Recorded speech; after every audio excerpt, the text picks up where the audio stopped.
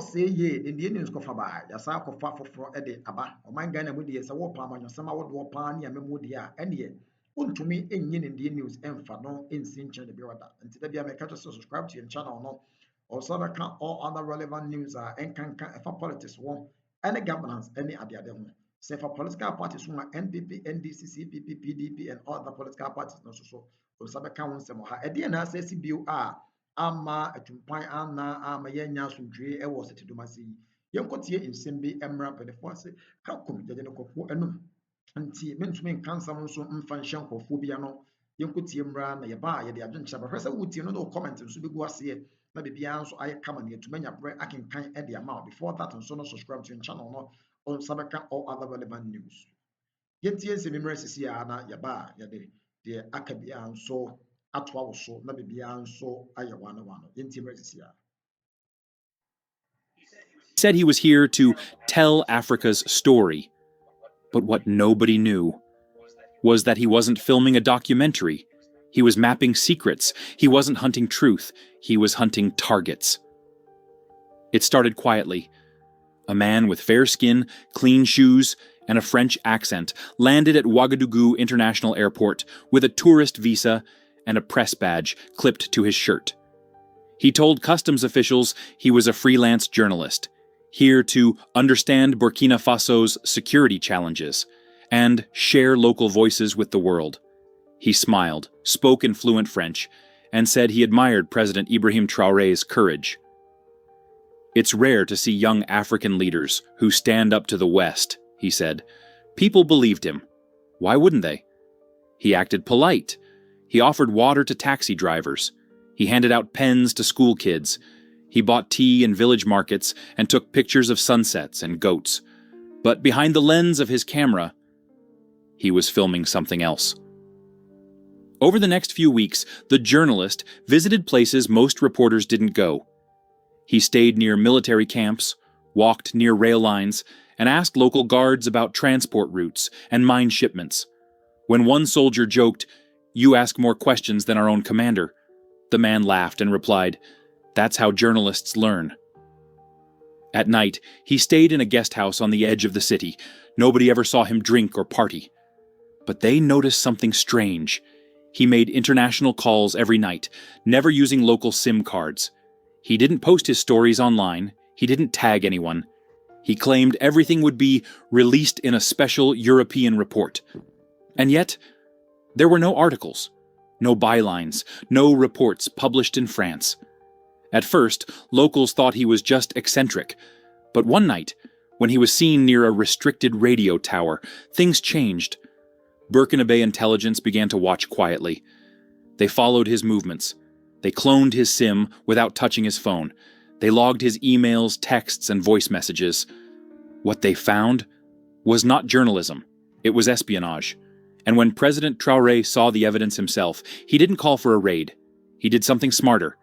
He invited the spy to ask his questions directly, on camera, in front of the nation. News cameras rolled quietly as the chairs were set. A small press conference had been announced in Ouagadougou, hosted by the office of the presidency. But unlike usual, there were no press kits, no printed questions, no reporters from CNN, BBC, or RFI, just a few hand-picked local journalists, and one name added to the guest list, at the very last minute. Mr. Julien Morel, freelance journalist, France. He arrived alone, dressed in beige trousers, a white shirt, and the same press badge he'd shown at the airport weeks earlier.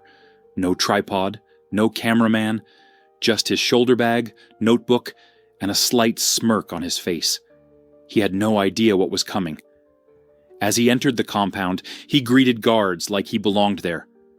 "I'm here for the president's press briefing," he said confidently. A soldier nodded and pointed him forward. But behind the uniform, the soldier's eyes were watching closely. Inside, the room was quiet, maybe too quiet. Cameras were already rolling. A microphone stood at the center. There were only 6 chairs for journalists, lined in a half circle. Julien sat down casually, opened his notebook, and looked around. No one smiled at him. No one greeted him. It felt cold. but he brushed it off. He thought it was normal. Maybe they were nervous around a European journalist. Then the door opened, and President Ibrahim Traore stepped in, calm, straight-backed, dressed not in a suit, but in his military fatigues. He didn't look tired. He didn't look rushed. He looked ready. Julian stood up and extended his hand. "Mr. President, it's an honor. I was hoping—" Traore shook his hand firmly and replied, "You've been asking many questions about us, Monsieur Morel. Today I will answer them, but first I have a few of my own." Julian blinked. Was this a trap? He smiled nervously, pretending to be relaxed. Of course, that's what interviews are for.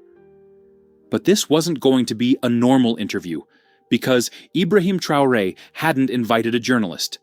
He had invited a spy. And the next few minutes would reveal just how deep the betrayal went. The questions begin. The camera's red light blinked softly. 6 journalists sat in silence, notebooks open, hands still. In the middle stood President Ibrahim Traore, calm, composed, and holding no papers. Across from him, Julien Morel adjusted his collar. He was used to being in control of interviews, but this time something felt different. Traore wasn't smiling. He wasn't introducing policies or reading statements. He was studying him. "Monsieur Morel," Traore began, "you've been in our country for 23 days, correct?" "Yes, Mr. President," Julian replied, steadying his voice. "I've been gathering stories, filming locals, trying to understand—" "Understand what?" Julian hesitated. The challenges your people face. Security, infrastructure, foreign relations." Traore nodded slowly, then turned to the side. A soldier stepped forward, holding a sealed folder. "You have visited 9 military-adjacent zones," Traore continued. "You have recorded 3 strategic locations, disguised as interviews with guards." Julian blinked. The room got colder. I'm a journalist," he said. "That's what we do.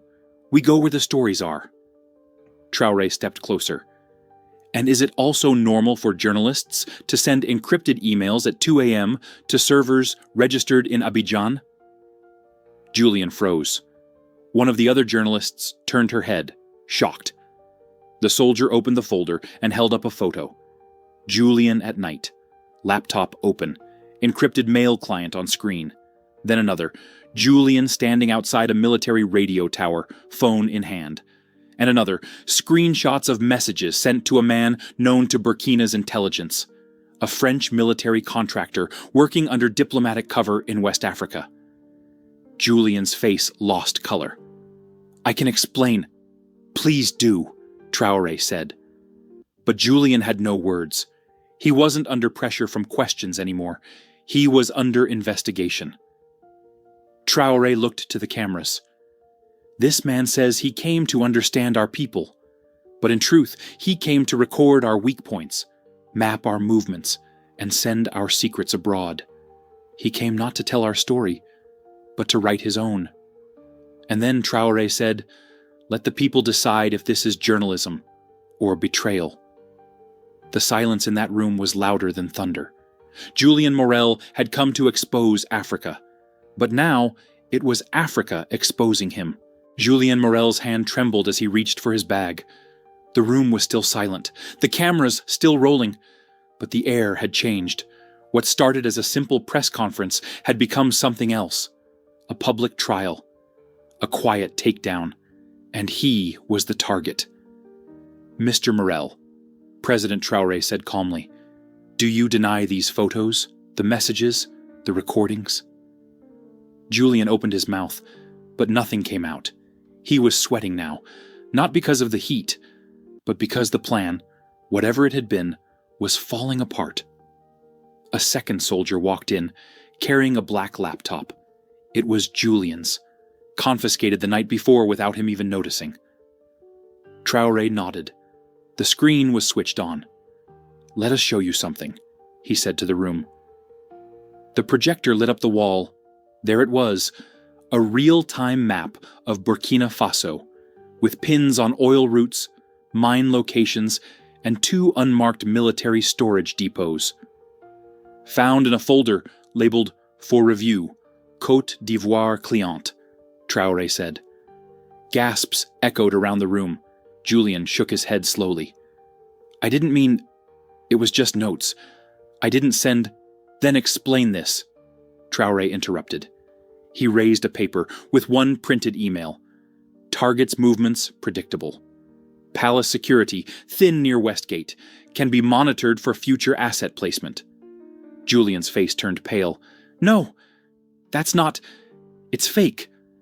It was sent from your encrypted mail at 2:17 a.m. from a guest house in Zone 3. We don't forge evidence, Monsieur Morel.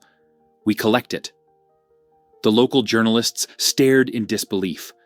Some whispered prayers. Others just stared at the white man in the room, who once walked with confidence, now shaking, his lies unraveling thread by thread. He had come here with a plan, but he had underestimated the country. He had underestimated its intelligence. And most of all, he had underestimated the man standing across from him. President Traore walked slowly back to the microphone. He wasn't angry. He didn't shout. He simply looked into the camera and said, "This is what they send us. Not aid, not apologies, but spies with cameras, who call themselves journalists. They think we will smile and stay quiet, but that time is over." Then he turned to Julian one last time. "You came for stories. Now you are the story." And just like that, Traore gave the order, "Escort him out." 2 guards stepped forward. Julien Morel didn't resist. He just lowered his head and walked out the way he came in. Only this time, he wasn't holding the camera. He was inside the frame.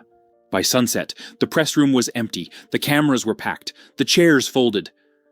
But the moment that confrontation between President Ibrahim Traore and Julien Morel had already left the room. It was now everywhere. The first video clip appeared on social media just 1 hour after the event. It showed Traore asking calmly, "Do you call this journalism or betrayal?" Then came the images. The laptop screen, the military maps, the intercepted emails. And finally, the white Frenchman walking out of the room in silence, flanked by 2 guards. The internet exploded. In Burkina Faso, people gathered in cafes and homes to replay the footage over and over. One man shouted, "He caught a spy live on TV." A grandmother in a village near Kaya whispered, "We've waited a long time to see a president stand tall like this." Across West Africa, the video spread like fire. TikTok, WhatsApp, Facebook. Everywhere, people watched Traore flip the script. They came to study us, but they got studied. This is how you handle them, with facts, not fear. In Senegal, students painted a mural of Traore with the words, "Africa has eyes now." In Ghana, a viral tweet read, "He didn't raise his voice, but he raised the standard." In France, however, the reaction was different. The Ministry of Foreign Affairs released a cold statement. "We are reviewing the situation and expect fair treatment for all citizens." But they said nothing about the evidence. They said nothing about the maps, or the emails, or the connection to Abidjan. Because they couldn't. Meanwhile, inside Burkina Faso, Julien Morel was under formal arrest, not for being a journalist, but for unauthorized surveillance and national security breaches. He was moved to a secured facility outside the capital. But it wasn't just about him anymore. This was about every microphone that had been used to gather secrets, every handshake that came with a hidden condition, every photo taken with smiling faces and double meanings. President Traore didn't make another speech. He didn't need to. The world had already heard what he said in that room. "You came for stories. Now you are the story." And as the video continued to go viral, one thing became clear across Africa. This wasn't just about catching one spy. It was about standing up to all of them. The video hit the internet before the press room was even empty. It started with one clip, just 40 seconds long. President Ibrahim Traore, standing calmly in front of cameras, saying, "You came for stories. Now you are the story." And then, the guards taking Julien Morel, the so-called French journalist, out of the room in silence. No shouting, no drama, just truth. That was all it took. By evening, the video had already reached millions. On TikTok, people in Ghana, Nigeria, South Africa, and Mali reposted it with captions like, "This is how you protect your country." He exposed him without touching him. Africa is awake. In Burkina Faso, shops stopped playing music. They played the press conference instead. Young people gathered in tea corners, replaying it on phones. Old men nodded silently at their radios.